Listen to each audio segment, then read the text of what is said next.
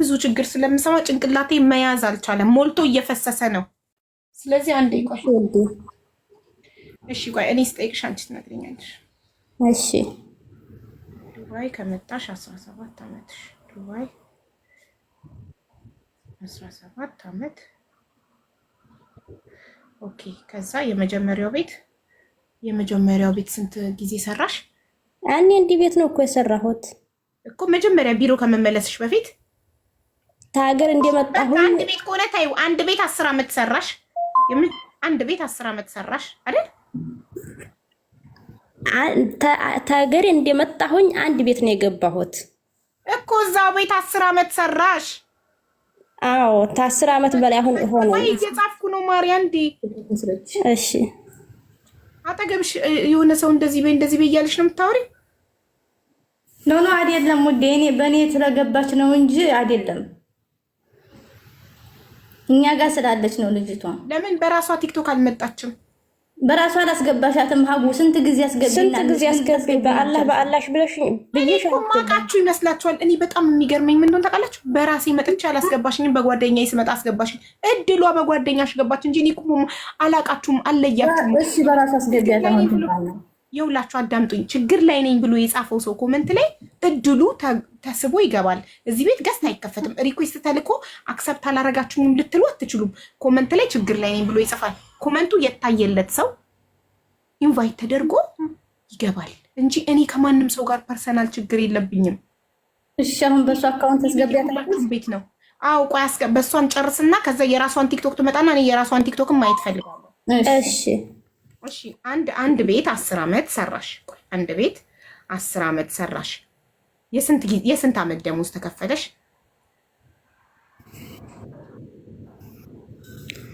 ውዴ እኔ አንድ ቤት 15 ዓመት የኔ ተመጣው ጀምሬ አንድ ቤት ነው የሰራሁት። በቃ እሺ 15 ዓመት ሰራሽ። አንዴ ጠብቂ። አዎ ዜሮን 5 ልቀይራት። አዎ አንድ ቤት 15 ዓመት ሰራሽ። ስጠይቅሽ ጥያቄውን አጭር መልስ ስጭኝ። እሺ አንድ ቤት 15 ዱባይ ከመጣሽ 17 ዓመትሽ ነው። አንድ ቤት 15 ዓመት ሰራሽ። የስንት ዓመት ደሞዝ ተከፈለሽ? የ5 ዓመት ደሞዝ። የ5 ዓመት ደሞዝ ከፈለሽ። በዚህ በ17 ዓመት ውስጥ አገር ቤት ገብተሽ አታውቂም? አላውቅም። 17 ዓመት ውስጥ ሀገር ገብቼ አላውቅም። ኦኬ እሺ። የምትስቁ ጥርሳችሁ ይርገፍ ኢንሻአላህ። እንትን በ15 ዓመት ውስጥ ምን ያህል ዓመታት ቤተሰብ ጋር ደወልሽ? ለ5 ዓመት እየደወልኩ ነበር። ለ5 ዓመት ደሞዝ እየወሰድኩ ነው ያለሁት። ለ5 ዓመታት ደሞዝ እየወሰድሽ እንደነበር ጽፌዋለሁ። 5 ዓመታት ቤተሰብ ጋር እደውል ነበር።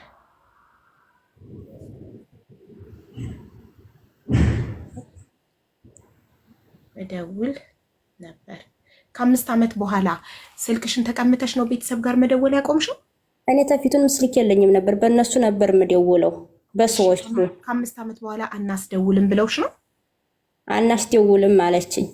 ኦኬ ሰውየውና ሴትዮዋ ተለያዩ በኋላ አናስደውልሽም አለችኝ። ልህር ስላት ፓስፖርትሽ እኔ ጋር የለም እሱ ይዞት ሄዷል አለች ትለኝ ነበር።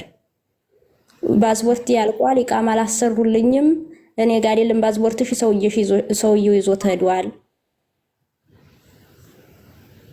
እሺ አንድ ቤት ውስጥ 15 ዓመት ስትሰሪ ለ5 ዓመታት በሰላም ደሞዝሽ ሲከፈልሽ ቤተሰብ ጋር ስትደውይ ዝም በይና አዳምጠሽ መጨረሻ ላይ አውጥኛለሽ። እንደገባኝ ከሆነ አንድ ቤት ውስጥ 15 ዓመት ሰርተሽ ለ5 ዓመታት በሰላም ቤተሰብ ጋር ትደውይ፣ ብርም ትልኪ፣ ደሞዝሽ የሚሰጥሽ ነበር። ከ5 ዓመት በኋላ የምትሰሪባቸው ሰዎች ባልና ሚስት ተጣልተው ሲለያዩ ባል ሲሄድ ሚስት ጋር ቀረሽ አንቺ።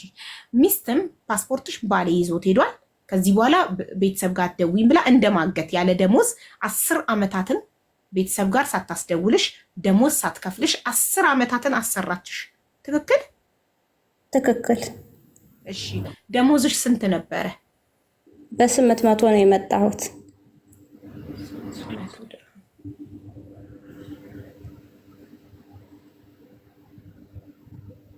እሺ ከ10 ዓመት በኋላ ምን ተፈጠረ? ከ15 ዓመት በኋላ ምን የተፈጠረው? ልጆቹም 2 ልጆች አሉ ነበር ማሳድጋቸው፣ ትተዋት አባታቸው ጋር ሄዱ።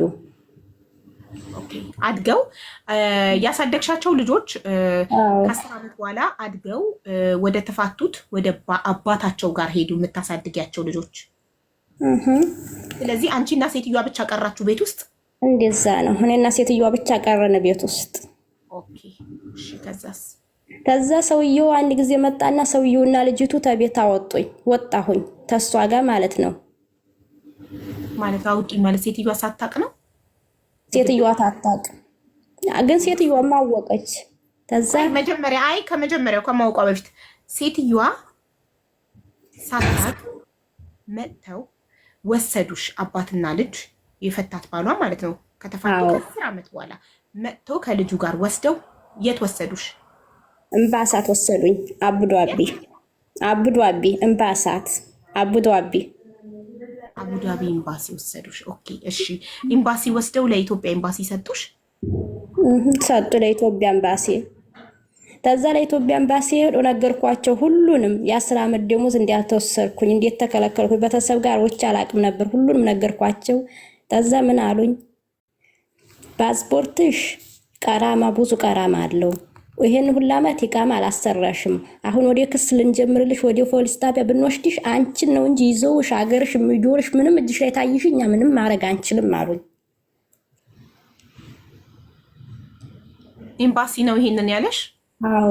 ከዛ ፓስፖርትሽን አሳድሰሽ ኢቃማ ሰርተሽ ነይ ቶሎ፣ ከዛ እኛ ወደ ክስ ገብተን እናግዝሻለን አሉኝ። ተመለስኩ ተሰውየው ጋር ወሰውየው ጋር እሱ ማሳደሰ ፓስፖርት። የዛ ጊዜ ደግሞ መብረት ወርዶ ነበር። ቀራማ ሁሉም ፓስፖርት ላይ ያለው ለነው ፓስፖርት የካምፑሱ ቀራማ አለው። ይሄን ሁሉ አመት አታሳድስም አይደል? ቀራማ ሁሉም እንት ወረደልኝ። ለምህረት ቀራማውን የምህረት አዋጅ ወጥቶ ነበረ። ሰውየው በምህረት አዋጁ አሰራለሽ? አዎ እንደዛ ነው አሰራልኝ። ሁሉም ቀራማ ወረደ። ኢቃማ ማሰራሁ በሰውየው ጋር። ሰውየው ጋር ቁጭ ብዬ እየሰራሁኝ ማለት ነው። ልጆቹ ጋር ሰውየው ጋር እየሰራሁ ሚስቲቱ ባወቀች ሰዓት ቤት መጣ ልትመታሽ ወይ ልትወስድሽ አልሞከረችም? አልሞከረችም። ሰውየው ደግሞ ተበተሰቦች ጋር ነው የተቀመጠው። ከዛ እየሰራሁኝ ፓስፖርቴንም አሳደስኩኝ። ኢቃማም ሰራልኝ ሰውየው። ግን ኢቃማ በራሴ ደሞዝ ነው የሰራልኝ። እኔ እየሰራሁኝ እሱ ጋር ተደሞዜ ላይ የ4 ወር ደሞዝ ገንሶ ወስዶ ሰራልኝ ኢቃማ። ግን በስንት ደሞዝ ተቀጠርሽ ሰውየው ጋር? በሺ ነው የሰራሁት። ኦኬ በ1000። ከዛ በ4000 ድርሃም የ4 ወር ደሞዝሽን ወስዶ ኢቃማ አሰራለሽ? አዎ አሰራልኝ። እሺ አመት ተቀመጥኩኝ ሰውየው ጋር። አመት ዲክ ተቀመጥኩኝ። ፓስፖርትን እያሳደስኩ ኢቃማዬንም እየሰራሁኝ እንደገና ቤተሰብም ጋር ደወልኩኝ፣ ተገናኘሁኝ። እነሱን እያለቀሱ ነው ቶሎ ሁሉንም ትተሹ ነው ቶሎ እያሉኝ አሰራሁ። ሁሉንም ወደ ኤምባሳት ሄጄ ደሞዜን እንዲቀበል የፊቱም ለኔ እንደዚህ ይቅርታ። ከ15 ዓመታት በኋላ የቤተሰብ ቁጥር አልጠፋብሽም? ከ10 ዓመት በኋላ የቤተሰብ ቁጥር አልጠፋብሽም ከጭንቅላትሽ? አንድ ቁጥር አገኘሁኝ ደብተር ላይ ጥፌ ያስቀመጥኩት ነበር። አዲስ አበባ ወደዚህ ስመጣ የሸኘኝ። ከዛ እሱን የበሽር ያሰል ልጅ ነኝ ስለው ትዝ አለው። ቤተሰቦችሽ እየፈለጉሽ ነበር ብሎ እሱ ደግሞ ወደ ቤተሰቦች ጋር አገናኘኝ። ኦኬ ጥሩ እሺ። ከዛ ይሄንን ሁሉንም ጨረስኩኝና ኢቃማዬንም ጨርሼ አሰራሁኝ። ፓስፖርቴንም አሳድሼ ሁሉንም ወደ ኤምባሳት ወሰድኝ ስለው ለሰውየው ቃሉን ቀየረ። ሰውየው ደግሞ መጀመሪያ እኮ አግዝሻለሁኝ ውክስ ትጀምሪ እኔ ነግራቸዋለሁኝ። እኔ በወር 800 ከፍላታለሁ ለሴትዮዋ፣ ህግ ያስከፍለኛል 800 ለሴትዮዋ። ይሄን ሁላ ነግራቸዋለሁኝ። ያኔ ተተፋቱ ህግ 800 ተቆራጭ የሰራተኛ ደሞዝ እኮ መንግስት ያስከፍለኛል፣ ከኔ መንግስት ይቆርጣል 800 ድርሃሙን። እሷ ግን ስለማትከፍልሽ እኔ ፍርድ ቤት ምስክር ሆንሻለሁ አግዝሻለሁ ብሎሽ ነበር ሰውየው። በኋላ ሀሳቡን ቀየረ። አንቺ ለምን አመት ሙሉ ተቀመጥሽ? ኤምባሲ ኢቃማሽ እንዳሰራሽ ነይ ብለውሽ ነበር። ሰውየው ጋር በገባሽ በ4 ወር ኢቃማሽ እንደተሰራ በ4 ወር ደሞዝሽ ለምን እንትን አላልሽም? ኢቃማዬ እኮ ቶሎ አላለቀም። ፓስፖርቴን ስታሳድስ ድረስ 5 ወር ፈጀብኝ። 3 ጊዜ ተመላለስኩኝ እነሱ ጋር ፓስፖርቴን ለማሳደስ። ከዛ ፓስፖርቴን አሳድስ ኢቃማ ታሰራ። ያኔ አመቱን የተቀመጥኩበት ሁሉ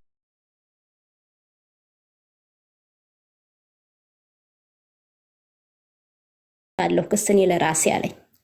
ደሞዜንም ከለ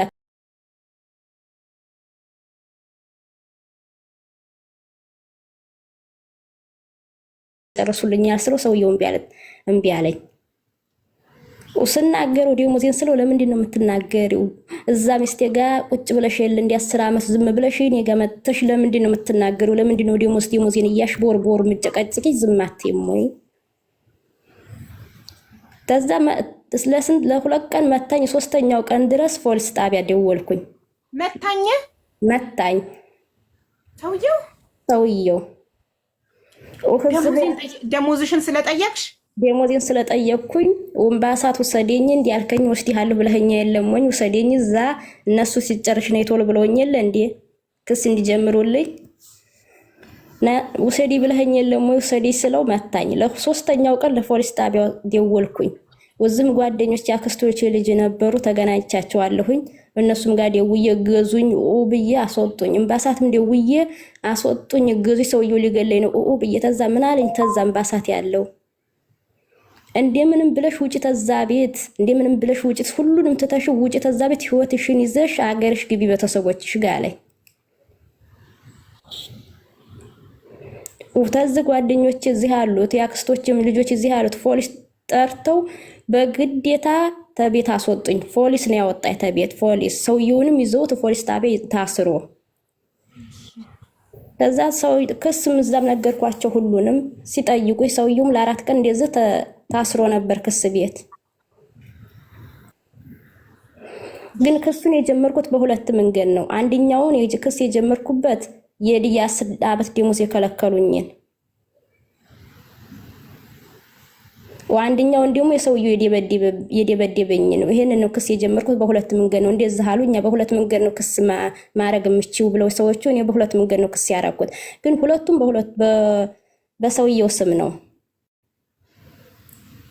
ግን አንደኛውን ክሱን ፓስፖርትሽን ምናምን እንዲሰጥሽ ካንሰልሽን ሲሉ ለቀኩት። አንደኛው ክስ እንዲያለ ነው።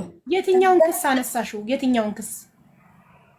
የደበደበኝ የሚለውን ክስ ነው ያነሳሁት። የደበደበኝ የሚለውን አነሳሽለት? አነሳሁት። አንድ ክስ ቀረበት ማለት ነው። አንድ ክስ ቀርቶበታል። አዎ የደሞዝ የ10 ዓመት የከሰስኩበት ቀርቶበታል። ከዛ ወጣሁኝ። ወደዛም አልተመለስኩም። ወደዚህ ነው የመጣሁት። እዚህ እህቴ ጋር ነው ያለሁት።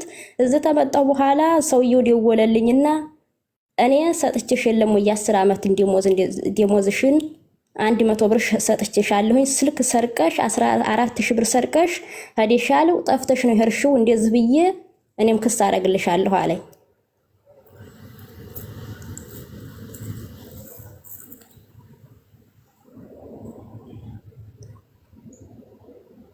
ውዴ እየሰማሁሽ ነው እኮ ማሬ።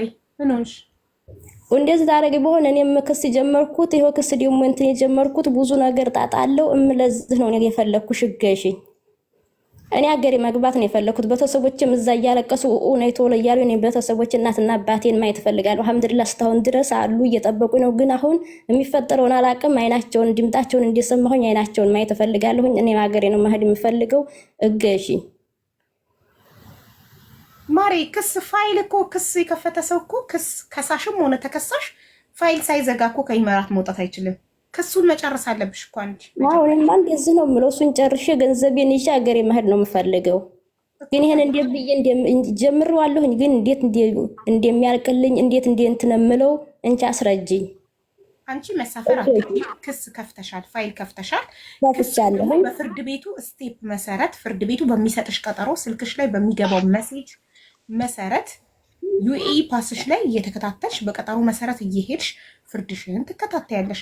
ግን አንቺ አንድ ግለሰብ ስለሆንሽ ብቻሽን ስትሮንግ ስላልሆንሽ ኤምባሲ ከጀርባ እንዲደግፍሽ ታደርጊያለሽ።